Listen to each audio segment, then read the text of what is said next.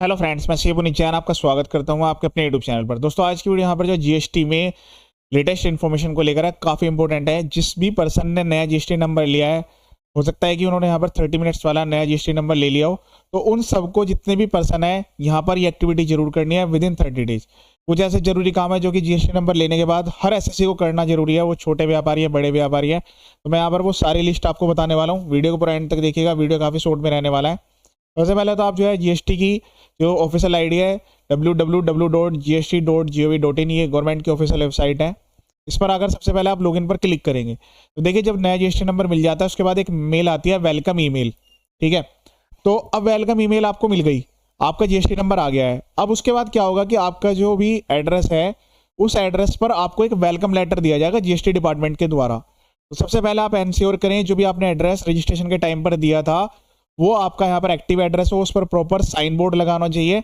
और जो भी आपके पोस्टमैन है या फिर जो भी लोकल इसके द्वारा भी आपको रिसीव होती है, वो कुरियर के द्वारा या फिर स्पीड पोस्ट के द्वारा यहाँ पर आपको मिल सकता है, रजिस्टर पोस्ट के द्वारा। तो आप उनसे चीज़ें वेरीफाई जरूर कर लें कि वेलकम लेटर आएगा और वो रिसीव होना जरूरी है। अगर वो रिसीव नहीं होता है तो फिर आपका जो जीएसटी नंबर है वो सस्पेंड कर दिया जाता है। फिर आपको दोबारा से वहाँ पर जाना पड़ेगा, जुडिशनल ऑफिस में सारी चीज़ें वेरीफाई करनी होगी, फिर फिजिकल वेरिफिकेशन होगा। तो काफ़ी यहाँ पर हेक्टिक एक यहाँ पर अलग से जीएसटी नंबर लेने के बाद आपकी एक्टिविटी हो जाएगी। बेटर है कि वेलकम लेटर को यहाँ पर रिसीव जरूर करें। अब ये यहाँ पर जीएसटी ऑफिशियल वेबसाइट पर लॉगिन पर क्लिक करके सबसे पहले यहाँ पर क्लिक कर ले, फर्स्ट टाइम लॉगिन। यहाँ पर आकर अपना जीएसटी नंबर डालें और उस ईमेल में, वेलकम ईमेल में एक पासवर्ड दिया रहता है, वो पासवर्ड एंटर करके लॉगिन कर लें। अब लॉगिन पर क्लिक करने के बाद यहाँ पर आपको ऑप्शन दिया जाएगा कि भाई यूजर नेम सेट करें और एक पासवर्ड बना लें। यूजर नेम आप मोबाइल कॉम्बिनेशन या फिर पैन कार्ड कॉम्बिनेशन या किसी भी कॉम्बिनेशन के द्वारा यहाँ पर आप बना सकते हैं आराम से। ये भी आपका बन जाएगा। उसके बाद यहाँ पर मैसेज आएगा कि यूजर नेम और पासवर्ड सक्सेसफुली जनरेटेड। उसके बाद लॉगिन पर क्लिक करेंगे। सबसे पहले मैं यहाँ पर यूजर नेम पासवर्ड डालकर लॉगिन करूंगा, कैप्चा कोड एंटर कर लूंगा। उसके बाद यहाँ पर आपको एक ऑप्शन देखने को मिलेगा जीटीएस सर्विस के रिगार्डिंग। तो अगर आप यहाँ पर गुड्स ट्रांसपोर्ट एजेंसी की सर्विस यहाँ पर देते हैं तो यस पर क्लिक करेंगे। यस पर क्लिक करने के बाद आप यहाँ पर सेलेक्ट करेंगे कि भाई आपको फॉरवर्ड चार्ज में टैक्स देना है या आरसीएम ऑप्ट करना है। साल में एक बार आप इसको चेंज कर सकते हैं। अभी इस केस में नो है, मैं यहाँ पर सेलेक्ट कर लेता हूँ। उसके बाद नेक्स्ट ऑप्शन है कि भाई जब आपने यहाँ पर नया जीएसटी नंबर ले लिया है उसके बाद आपको 30 दिन के अंदर अंदर बैंक अकाउंट ऐड करना होगा। अगर आपने ऐड नहीं किया तो भी आपका जीएसटी नंबर बंद हो जाएगा। देखिए इस केस में क्या लिखा रहा है कि 4 दिन के अंदर अंदर आप इसको अपडेट कर दें। तो उसके लिए हम यहाँ पर फाइल अमेंडमेंट पर क्लिक करेंगे।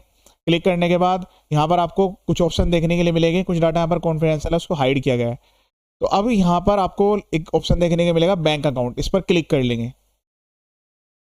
उसके बाद यहाँ पर आपको सेलेक्ट कर लेना है 1, या अगर आप एक से ज़्यादा अकाउंट ऐड करना चाहते हैं तो 2, 3, 4 जितने भी चाहें कर सकते हैं। क्वेश्चन आता है कि क्या सेविंग बैंक भी ऐड कर सकते हैं। तो देखिए जीएसटी में ऐसी कोई रेस्ट्रिक्शन नहीं है कि आप सेविंग बैंक ऐड करेंगे, करंट ऐड करेंगे या ओडी अकाउंट ऐड करेंगे। लेकिन आरबीआई की गाइडलाइंस है कि आप जो है बिजनेस पर्पज के लिए केवल आपके जो करंट अकाउंट है, कैश क्रेडिट है, ओडी अकाउंट है, वो यूज कर सकते हैं, सेविंग अकाउंट यूज नहीं कर सकते। तो अगर आप बिजनेस कर रहे हैं तो बेटर है कि आप अपनी फर्म के नेम से एक बैंक का करंट अकाउंट जरूर ओपन करें। आप खुद के नेम से भी कर सकते हैं अगर प्रोप्राइटर हैं तो। उसके बाद ऐड न्यू पर क्लिक करेंगे। अब यहाँ पर वो जो अकाउंट नंबर है वो यहाँ पर आप सेलेक्ट करेंगे, टाइप सेलेक्ट करेंगे। उसके बाद बैंक का आईएफएससी कोड, तो वो आपको बैंक स्टेटमेंट, कैंसिल चेक किसी से भी मिल जाएगा। तो ये सब चीज़ें एंटर कर लेंगे। उसके बाद वैलिडेट पर क्लिक कर देंगे। अब यहाँ पर आपको डॉक्यूमेंट अटैच करना है तो चूज पर क्लिक करके डॉक्यूमेंट को सेलेक्ट कर लेंगे। बैंक स्टेटमेंट, कैंसिल चेक या फिर पासबुक का पहला पेज, या आप कुछ भी लगा सकते हैं। तो देखिए इन्होंने तो ऑप्शन दे दिया है।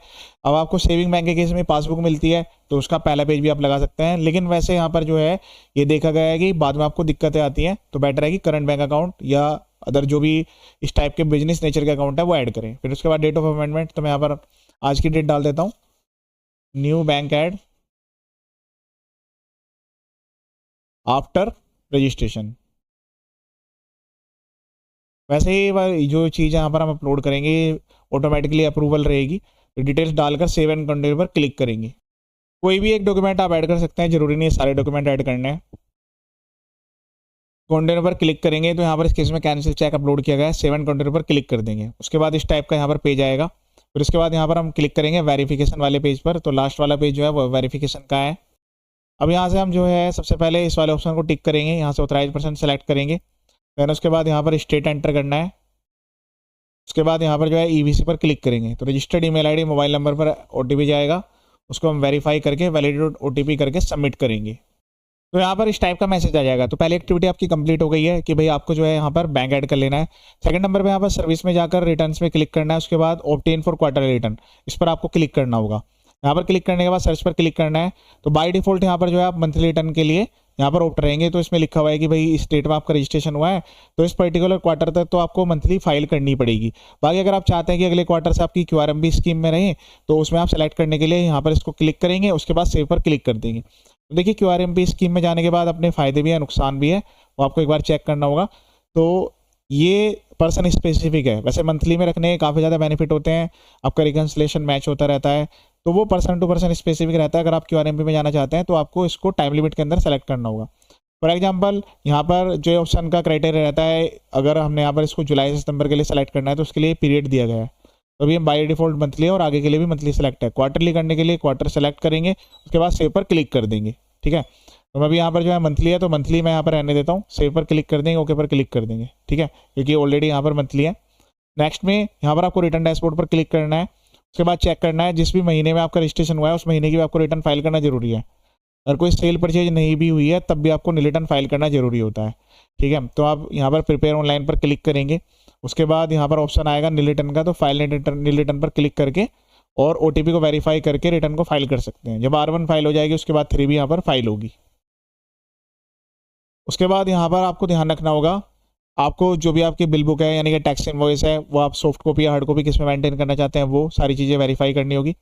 बैंक अकाउंट ओपन होने के बाद ध्यान रहे, अगर आप कोई भी अपने अकाउंट में पेमेंट लेते हैं, जैसे कि आप सेविंग बैंक में ले रहे हैं, करंट बैंक अकाउंट में ले रहे हैं, तो ये माना जाएगा कि उसमें जो भी आप अमाउंट ले रहे हैं उसमें GST इंक्लूड है। तो उसकी रिपोर्टिंग सही तरीके से अपनी R1 में और 3B में भी आपको करनी है। इसके अलावा यहाँ पर आपको जो भी आपका प्रीमेजिनिस प्रीमाइसेस उस पर आपको साइन बोर्ड जिसपे कि आपकी फर्म का नेम, एड्रेस, GST नंबर लिखा होना जरूरी है। कि अगर कोई भी प्रॉपर ऑफिसर वेरीफाई करने आते हैं, अगर उनको एड्रेस वेरीफाई नहीं होता है तो GST कैंसिल होने के चांस होते हैं और नॉन कंप्लायंस की भी काफ़ी हाई पेनल्टी यहाँ पर लग सकती है।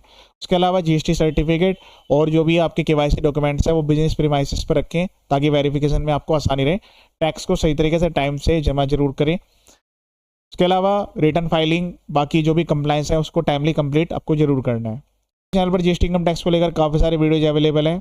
चैनल का पर्पज फुल एजुकेशनल है। यहाँ पर basic filing, registration process, notice आएगा तो कैसे रिप्लाई करेंगे, ऑर्डर हो गया तो अपील कैसे करेंगे, सब कुछ वीडियोज में बताया गया है। वीडियो भी आप एक बार देख सकते हैं। ये वीडियो देखने के लिए थैंक यू सो मच।